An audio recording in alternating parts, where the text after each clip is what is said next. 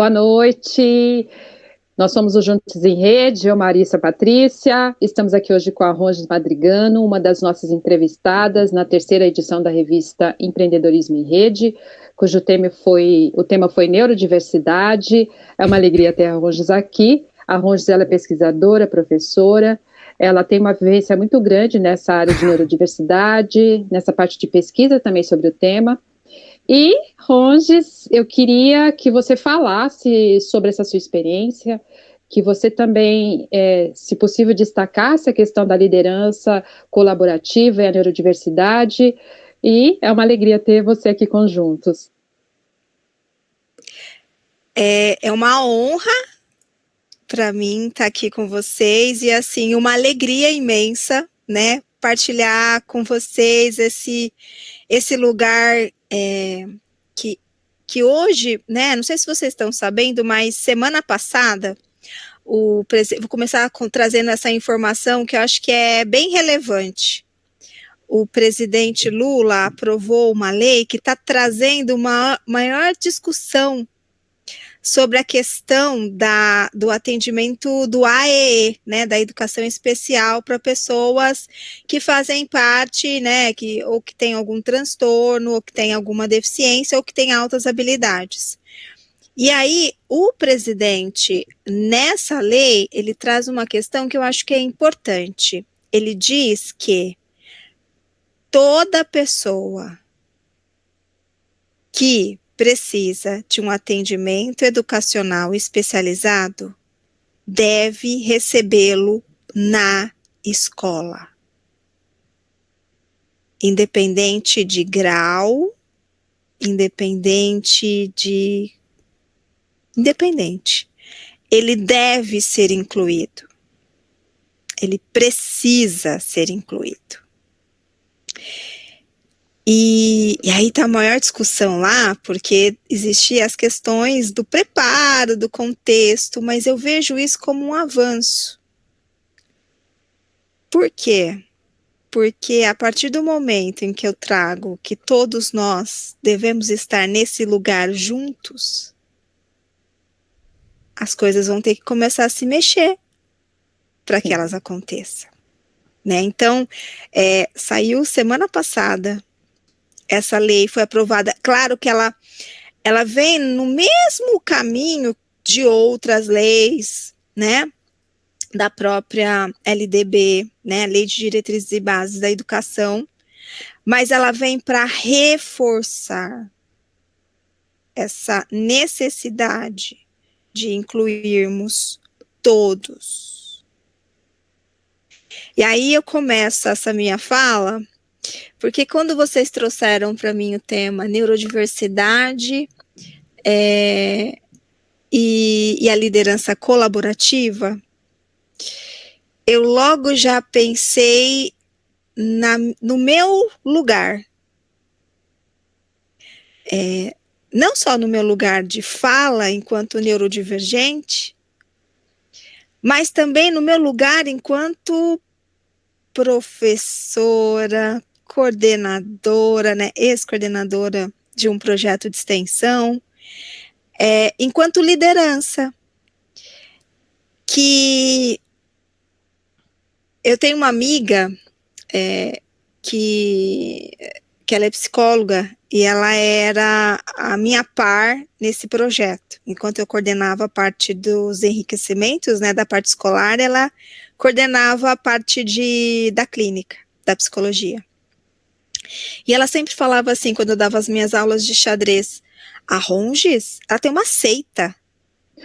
Ela tem uma seita, porque assim, as crianças que começam a fazer atividade de enriquecimento com ela não param mais e elas são apaixonadas pela Ronges. As famílias, então, começam a participar junto. Parece que eles criam uma grande seita, mas não é que eu criei uma seita, mas que eu olho para essas pessoas com uma palavra que é preciosa para a gente, que se chama empatia, que se chama respeito, que se chama estar no mesmo lugar. Paulo Freire, e quando eu penso em trabalho coletivo, colaborativo, liderança colaborativa, eu sempre vou pensar em Paulo Freire, porque ele propõe para a gente sempre uma questão que para mim é muito importante, que o professor, ele não está acima do seu educando, ele está no mesmo lugar, a gente está na mesma condição de iguais. E nesse lugar de iguais, a gente estabelece trocas. Porque o professor que não se propõe ao ato sempre de fazer reflexões sobre o seu próprio ato e estar aberto a aprender, esse precisa rever a sua prática. E no trabalho que eu defendo semana que vem, eu falo exatamente disso, né, que foi um projeto longitudinal de ensino de xadrez para pessoas com altas habilidades e superdotação e na dupla condição, aí crianças, adolescentes e pessoas com altas habilidades, superdotação e autismo. Eu tinha metade da turma com essa dupla condição. E durante 3 anos, e esses 3 anos, eles foram me mostrando que se eu não me reinventar a cada aula, eu não vou conseguir atender a eles todos. E aí, nesse lugar, eu sempre penso, além de atender a todos, eu preciso olhar nesse todos de uma forma individual. Então, eu começo essa minha conversa com vocês, né, pensando nessa questão da discussão do que é diversidade. Será que falar de neurodiversidade é mais importante do que falar de diversidade? Porque, assim, a gente fala hoje sobre neurodiversidade até para colocar essas pessoas, e nesse lugar eu me incluo, como pessoas com potencial para, né, com pessoas de direitos. E é por isso que a gente traz essa discussão. Mas a gente olha para tudo quanto é lugar e a gente vê o quê? Diversidade. E aí, quando eu olho para a diversidade, eu vou encontrar o quê? Singularidades. E ao encontrar singularidades, eu aprendo a respeitar essas singularidades. Não enquanto dificuldades, não enquanto defeitos, mas enquanto potências. Porque quando eu singularizo, eu estou falando de potência. Eu estou falando daquilo que a gente enxerga além da dificuldade. E aí, pensando nessa questão da diversidade, gente, eu sempre olho para cima, porque eu vou até compartilhar aqui com vocês, porque é uma questão própria do autismo.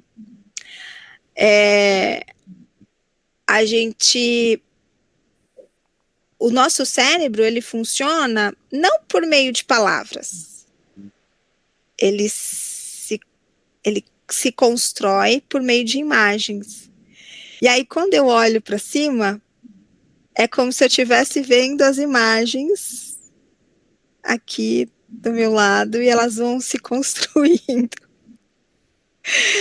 Então, eu estou trazendo só isso para a pessoa falar, nossa, ela ficou olhando para cima o tempo inteiro. O que será que ela ficou olhando para cima? É porque eu estou construindo as minhas imagens, que aí eu vou trazendo uma a uma, pouco a pouco, e dialogando, né, e possibilitando que vocês visualizem também. E aí, então, quando eu falo de diversidade, né, de neurodiversidade, eu estou falando disso. E hoje, mais do que nunca, a neurodiversidade, ela está ficando muito mais próxima.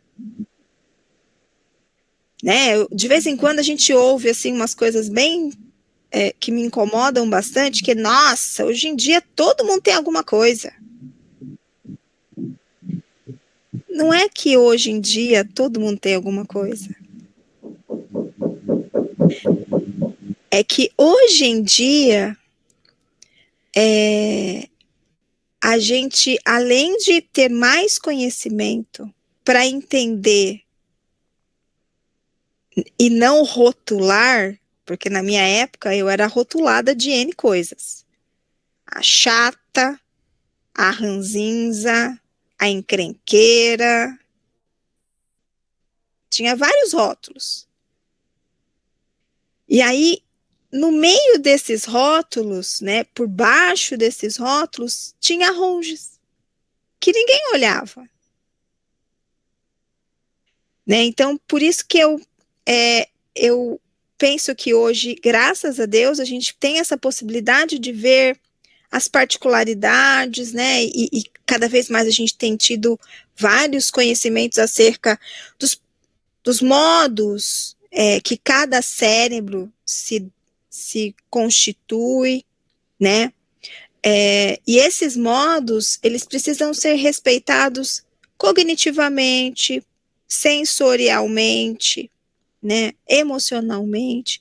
Porque quando a gente fala o emocional, né? O emocional, ele impacta muito no cérebro. Eu vejo isso nas partidas de xadrez.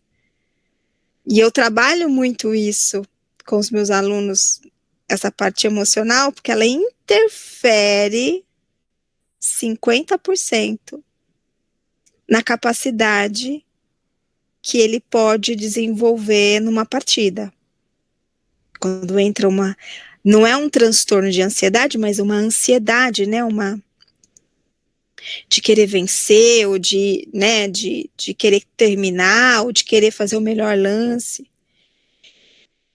E hoje a gente vai percebendo que também os modos como a sociedade vem se consolidando, vem se constituindo, vem se formando, também vai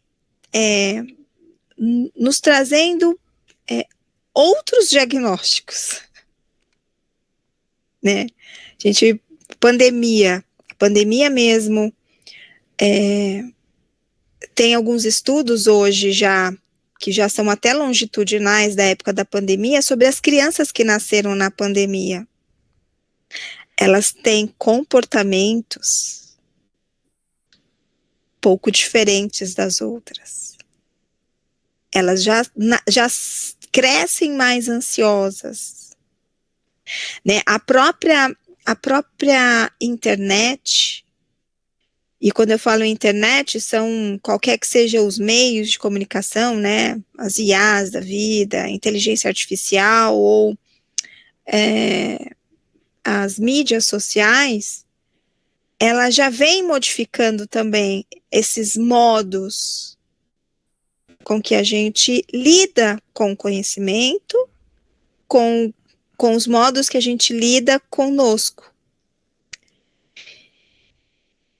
Então, a gente vai pensando que não é só as questões genéticas ou hereditárias que vêm trazendo pessoas com as suas configurações próprias. Até o meio vem possibilitando isso. Quando a gente estuda altas habilidades de superdotação, vou fazer porque as altas habilidades também é uma neurodivergência, embora não tenha um CID, ela é uma neurodivergência. Quando a gente estuda altas habilidades de superdotação, a gente tem... Vou começar até trazendo essa questão de falar em altas habilidades e superdotação. Até um tempo atrás, a gente falava em altas habilidades, quase não se falava em superdotação. Mas por quê? Porque queriam se consolidar esse termo altas habilidades, porque as altas habilidades não necessariamente dependem da superdotação. e vice-versa. São coisas distintas do mesmo fenômeno.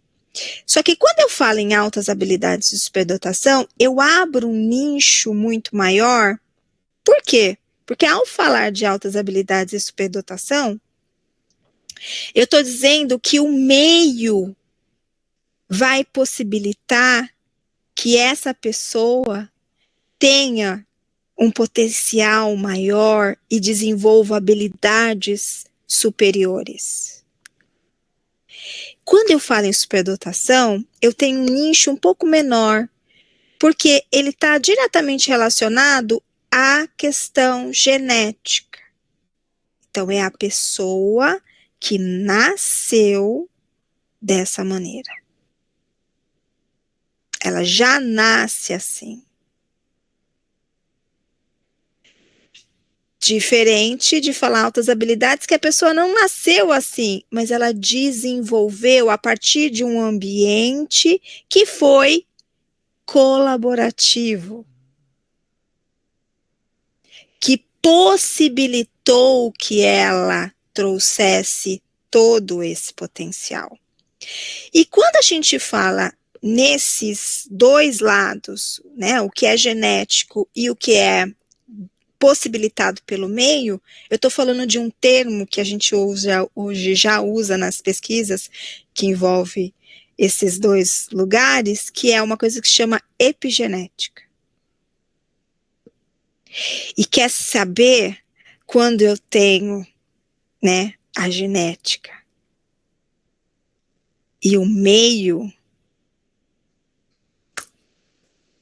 você tem o cara.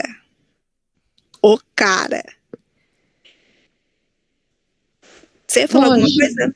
Pode falar. Eu estou pensando assim, tem essa lei que é recente, e esse universo ainda das pessoas entenderem como os neurodivergentes funcionam, enfim, de realmente ver que há uma normalidade em tudo isso, não tem nada, né? Então tem isso, de entender que tem uma normalidade e que ela só tem que lidar com cérebros que funcionam diferentes, as pessoas que enxergam o nosso mundo de uma outra perspectiva. Com relação a essa lei, você que tem os alunos e tudo mais, você acha que nós teremos que fazer uma grande mudança na questão da educação, uma preparação desses professores? Você, como professora pesquisadora, como que você vê essa aplicação de uma forma mais prática? Boa pergunta, Nilza. Tem quase um mês, eu fiz uma palestra no SESC de Catanduva. E aí, como eu já tinha feito uma palestra para a Secretaria Municipal de Catanduva, quando eles souberam que eu ia para o SESC, eles fizeram uma conversinha aí, fizeram uma parceria, e aí o HTPC da Secretaria Municipal foi na palestra. Então, tinha, sei lá, pelo que me disseram, 600 pessoas. Foi num ginásio, porque não tinha espaço para comportar, porque Catanduva é pequenininho. E eu falei sobre uma questão que eu acho que é extremamente importante, que eu vejo hoje na prática, inclusive dentro da universidade, porque eu vivi isso, eu vivo isso. A gente fala muito dessa questão do AEE, né, do atendimento da educação especial, essas políticas públicas voltado para atender, né, os neurodivergentes. Só que a gente percebe que isso se fala muito na educação infantil até o ensino fundamental. Quando a pessoa vai para o ensino médio, e eu observo isso com os meus filhos e com os meus alunos, qual que é a palavra de ordem no ensino médio? Entrar na faculdade. A partir desse momento, essa pessoa que tinha todo esse cuidado, todo esse amparato, vai perdendo Poucas são as escolas, pouquíssimas, consegue ainda, mesmo dentro desse lugar, dessa cobrança, dessa exigência de entrar numa universidade, conseguem fazer o atendimento. Eu posso dizer que dentro do vestibular tem algumas coisas que ainda possibilitam um olhar diferenciado para o neurodivergente. Por exemplo, se ele precisa de 1 hora a mais de prova, ele tem. Se ele provar lá com laudo essa necessidade, ele tem 1 hora a mais de prova. Se ele precisar de algum suporte extra, uma pessoa que leia a prova para ele, uma pessoa que escreva a prova para ele, ele tem todo esse olhar para esse momento. Se ele precisa de um espaço que seja com menos estímulo sensorial, por exemplo, a Unicamp e o Enem são vestibulares que têm esse olhar bem sensível. As salas são reduzidíssimas. Uma sala que caberia 50 alunos, que geralmente teria 50 alunos fazendo, no caso de um neurodivergente que precisa de um espaço com menos estímulo sensorial, vai ter 10, 15. Então, assim, o vestibular até tem. Só que quando essa pessoa vai para a universidade tem.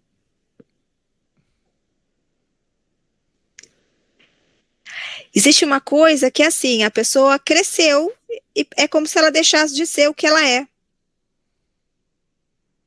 Só que a gente não vai deixar de ser neurodivergente. A gente não vai deixar de ser altas habilidades e superdotação, a gente não vai deixar de ser autista, a gente não vai deixar de ter TDAH, a gente vai continuar sendo o que é.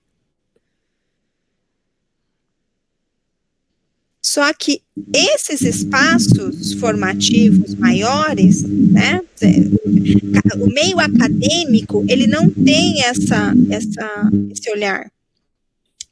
E aí, o que acontece? É uma coisa que eu discuti lá o dia que eu estava encatando uva. Eu estou finalizando meu mestrado. Será que o mestrado me olhou enquanto neurodivergente? Eu pesquiso isso.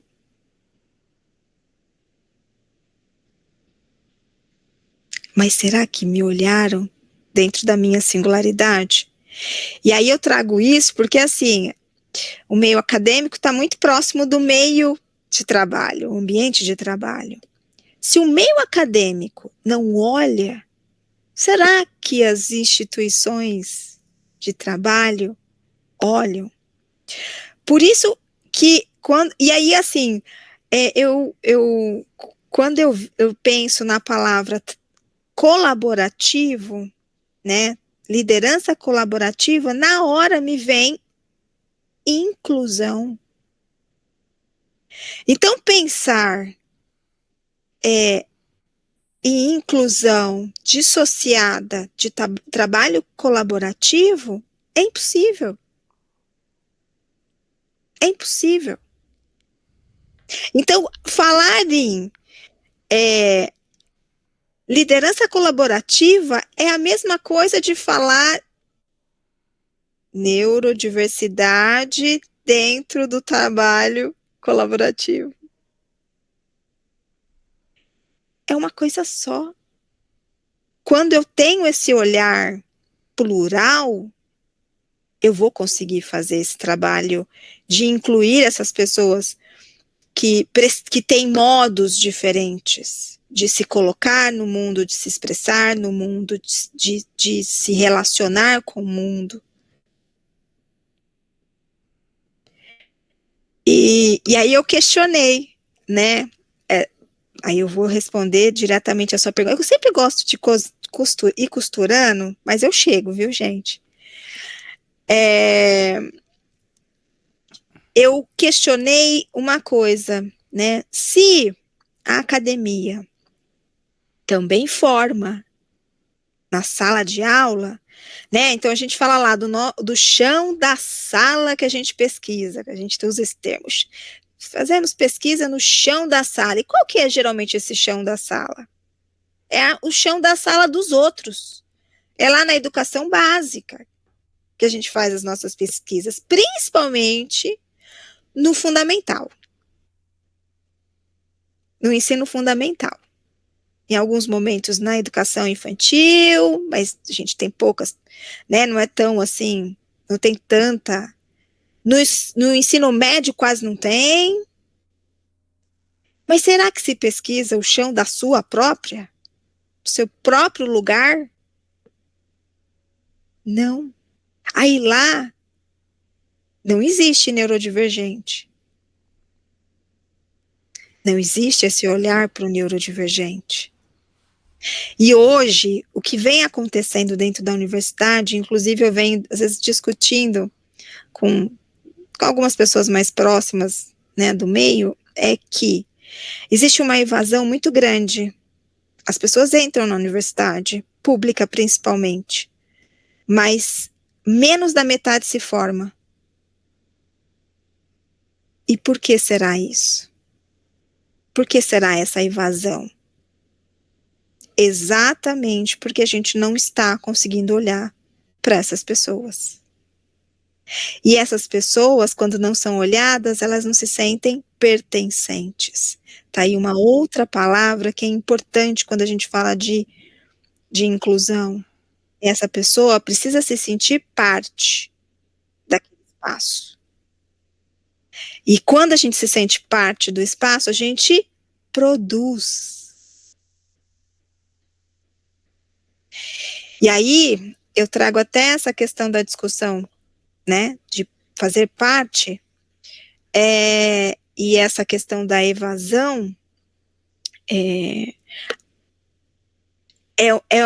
muito perigoso tudo isso que vem acontecendo, porque além de tudo, a gente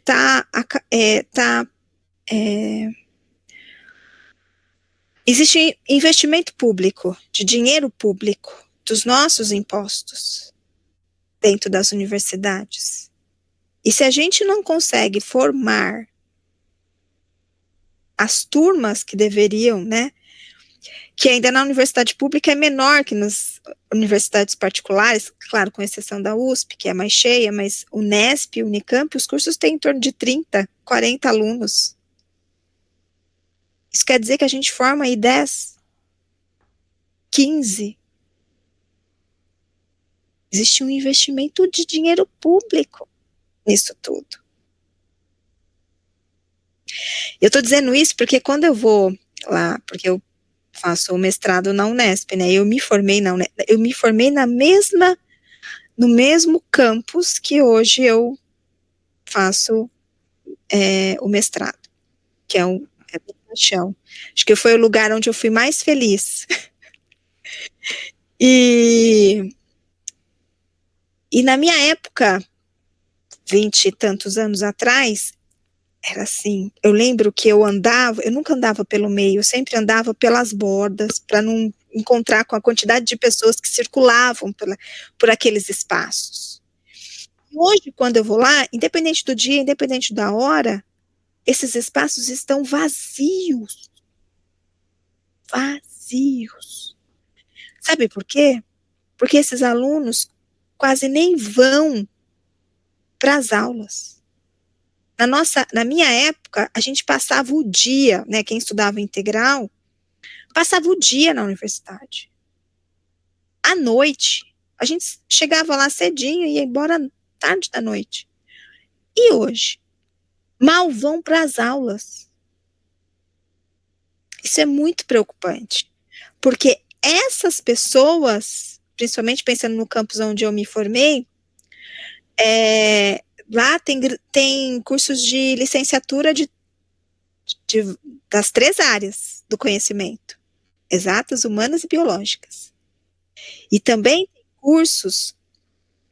tem cursos de pedagogia.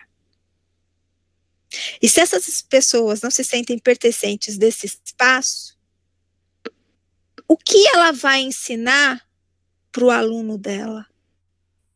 Ela vai reproduzir o quê? O mesmo comportamento. Então, eu sempre falo, da importância da gente pensar que ao não ter esse olhar inclusivo dentro desses espaços de formação, eu também não vou ter, dentro dessa formação, essa pessoa que está sendo formada na academia, ela não vai conseguir levar esse olhar inclusivo se ela não viu na instituição que a formou. Vamos trazer miúdos? Maurício, você tem filho? Não. Paty também não, Nilson também não. Então, vamos falar com as pessoas que têm filhos. Isso, quem está assistindo a gente, que tem um filho, já se sente aí acolhido por esse exemplo. Isso. Quando a gente fala filho de peixe, peixinho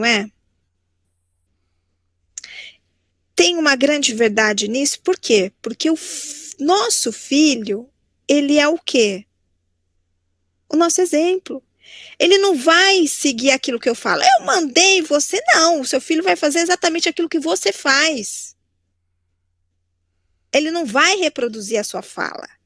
Ele vai reproduzir a sua prática. Então, quando eu falo que dentro da universidade a gente precisa ter esse cuidado com quem a gente está formando, é porque essa pessoa que está sendo formada por nós vai reproduzir o quê? A nossa prática. E isso tem tudo a ver com trabalho colaborativo. Acho que eu respondi. Não, olha, eu super. Nossa, já vou até dizer pela Nilson, que eu coloquei a Nilson no mudo aí por causa do barulho que tava, Nilson. Depois eu tiro do mudo, tá? Eu super eu adorei a frase, e eu tenho um mural aqui no meu escritório com várias coisas que você... Quando você olhou pra cima, eu falei, gente, ela tem alguma coisa que ela olha, que ela vai lembrar e vai associar. Já pensei assim numa imagem. Eu olho pra esquerda aqui e eu vejo um monte de coisa. E uma das frases que eu tenho, que foi inclusive reunião do Juntos que criou isso tudo, é incentivar pela atitude. Não é só pela fala, é pela atitude, porque a gente pode falar um monte de coisa, mas se a gente não agir da maneira que a gente acha que as pessoas... Né, da melhor maneira, da maneira mais acolhedora e tudo mais, como você já apontou super bem, não é nada, vai ser uma frase em vão.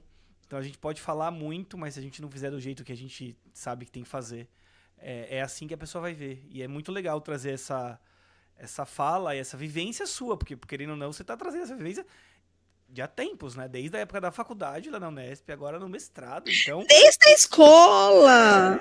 Desde a escola, que eu olhava, quando o professor falava alguma coisa para mim, eu olhava o que ele fazia, eu falava... E aí, isso é importante, Maurício, quando a gente está falando com pessoas neurodivergentes, as pessoas neurodivergentes, como elas têm dificuldades, às vezes, com questões sociais, porque elas não seguem esse modelo social tal qual é ajustado, a gente não a gente não concorda com esses acordos sociais que a gente vê por aí. Então a partir do momento que a gente observa que alguém diz algo cujas quais não está em entendimento com aquilo que ela faz, acabou pra gente. Acabou. E isso tem a ver com o professor, tem a ver com tudo. Eu tô dizendo isso porque os meus alunos, eles, às vezes, quando eles me traziam algumas situações da escola, e muitos deles, às vezes, não continuavam fazendo xadrez só por causa do xadrez. Não porque eram apaixonados pelo xadrez. Tinha os apaixonados pelo xadrez? Tinha. Mas a grande maioria ficava fazendo atividade exatamente por conta desse lugar que era construído. Entende? Então eu posso, com isso, quando eu penso no trabalho colaborativo, quando eu penso nessa questão desse olhar sensível que a liderança colaborativa promove, além de eu acolher aquele que muitas vezes nunca simplesmente assim, teria interesse naquilo que eu, às vezes, estou ensinando ou estou propondo para ele como trabalho, mas a forma como às vezes eu envolvo essa pessoa vai mudar tudo. É super legal essa ideia, essa frase. E aí, trazendo um pouco também do que foi falado, além da inclusão, de tudo mais, e agora trazendo essa parte de se sentir pertencente, é um caminho que o Juntos faz isso mesmo, né?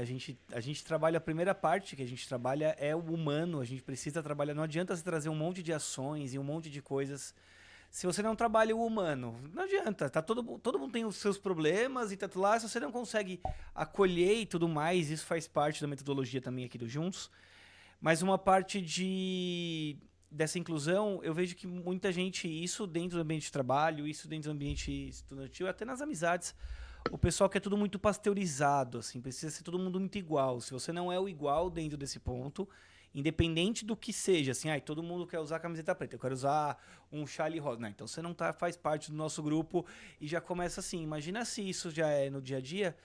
Imagina como isso vem da base. Aí no ensino fundamental tem um acolhimento, todo mundo consegue ter ajuda. Depois no ensino médio, pasteuriza tudo de novo, porque tá todo mundo na mesma sala. Aí no vestibular consegue ter o diferencial, mas no vestibular não. Então a montanha-russa fica tão grande que, né, só de imaginar isso tudo já fica com a cabeça a milhão. Imagina quem tem todas as suas particularidades dentro da neurodivergência, ou como se sente acolhido, não acolhido, acolhido, não acolhido, acolhido e volta. Então é super legal trazer essas coisas e essa importância de discutir sobre tudo isso mesmo. E é legal você falar disso, dessa questão dessa montanha-russa, porque o que a gente vê nas escolas é que a inclusão, ela não é feita de um modo total, embora existam documentos que exigem isso, mas é um ato solitário. A gente encontra, às vezes, um ou outro professor que faz isso. Que é esse, que você percebe que a liderança dele é essas... E assim, quando eu falo nesse lugar de liderança colaborativa, sempre me vem uma palavra que para mim faz muito sentido, que é o amor. Onde está o seu coração? Né? A partir do momento que você coloca esse lugar, né, o amor, ele transborda, e ele se esvai, e ele contagia. Não tem como. Por mais que você não seja a sua intenção, eu estou dizendo isso por várias vezes que eu vivi isso várias vezes, por mais que não fosse a minha intenção, ele transbordava. Às vezes a criança, a adolescente, ou a pessoa, porque eu atendia pessoas de várias faixas etárias, eu não limitava uma única estruturinha lá, eu tinha de criança até adulto, a turma. Por mais que ele chegava, às vezes, já, né, na carapaça, todo naquele casulo, conforme eu ia tirando e permitindo e possibilitando que ele fosse quem ele é, dando espaço para que ele não usasse mais nenhuma máscara.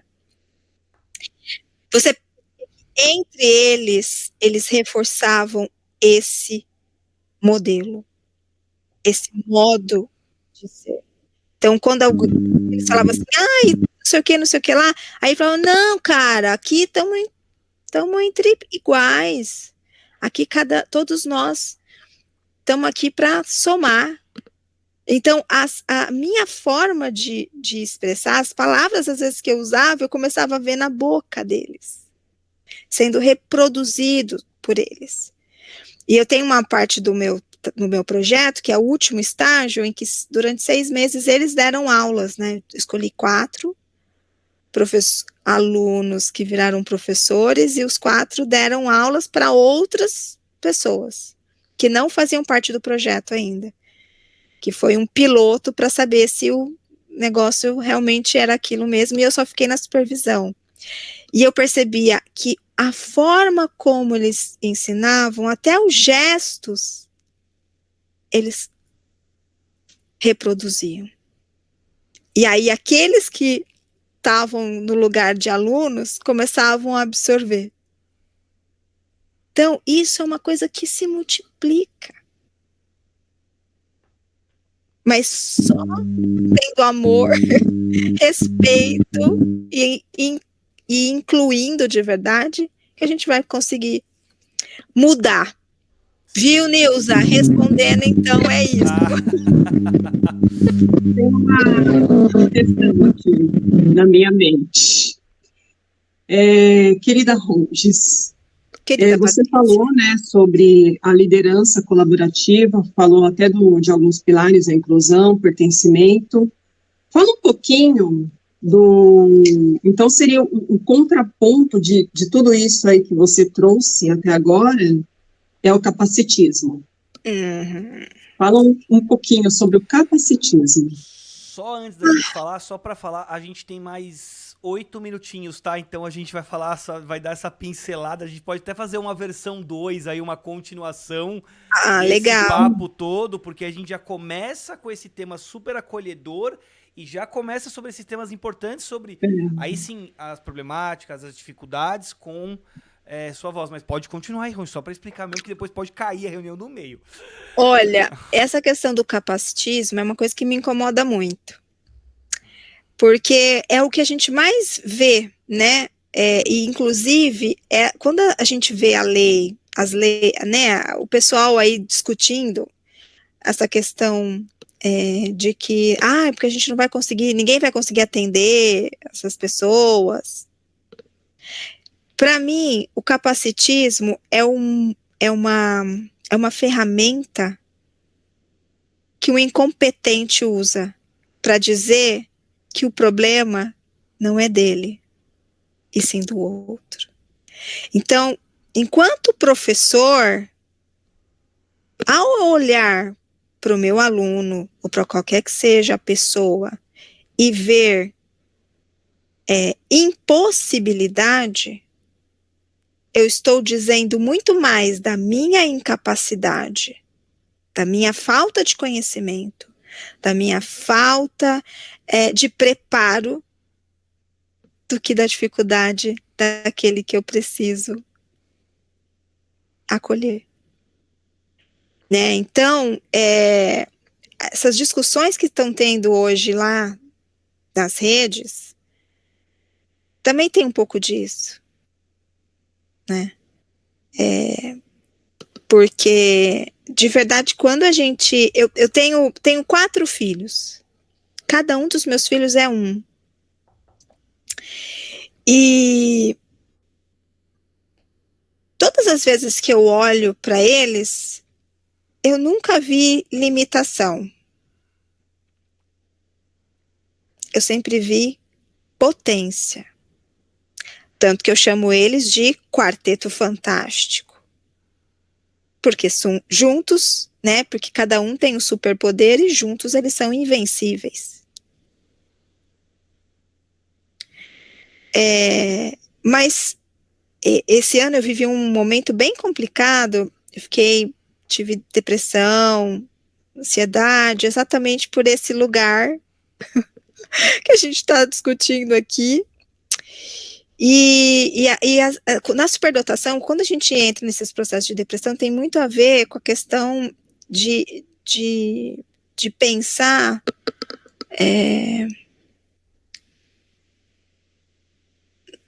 nessas coisas pequenas que a gente vê e se depara na vida. E aí, quem me deu colo, quem me deu aconchego, quem me acolheu, tem 12 anos.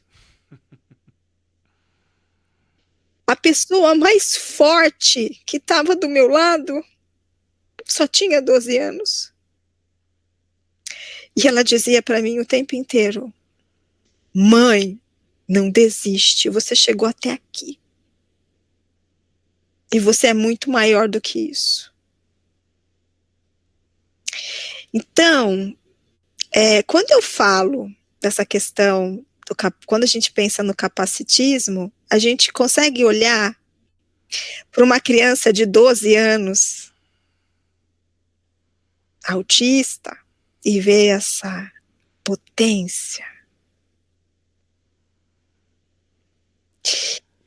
E aí a gente só pode dar aquilo que a gente tem.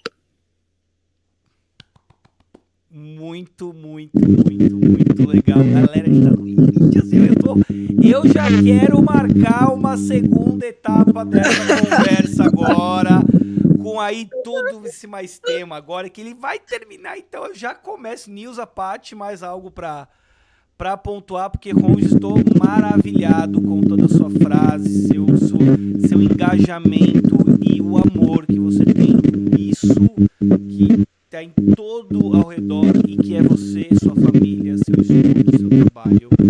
Incrível. Eu quero agradecer a Ronges, agradecer pela entrevista, por essa aula. Eu estou convivendo mais com a Ronges, está se falando mais e eu aprendo muito com ela.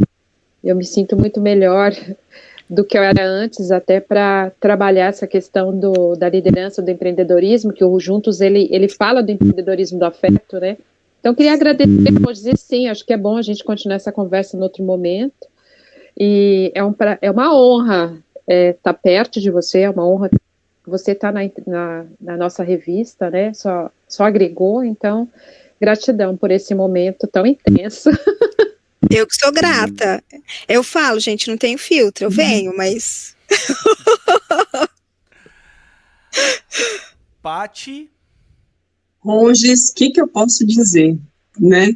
Eu fiquei aqui hipnotizada a todo momento, né, te escutando, toda essa sua experiência, né? Agradeço por esse conhecimento compartilhado, agradeço pela sua presença, né?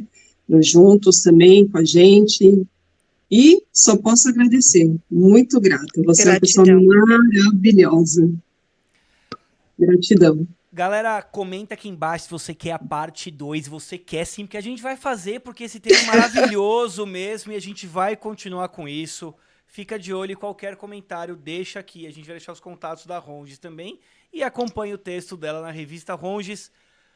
Muitíssimo obrigado por despender o seu tempo aqui com muito carinho, com muito amor nessa nossa parceria toda, e a gente marca uma segunda etapa, tá bom? Vai acabar em menos de um minuto, já apareceu. Eu que sou grata, eu que sou grata. Muito obrigado, pessoal. Beijo e abraço para todos vocês, viu? Tchau, tchau.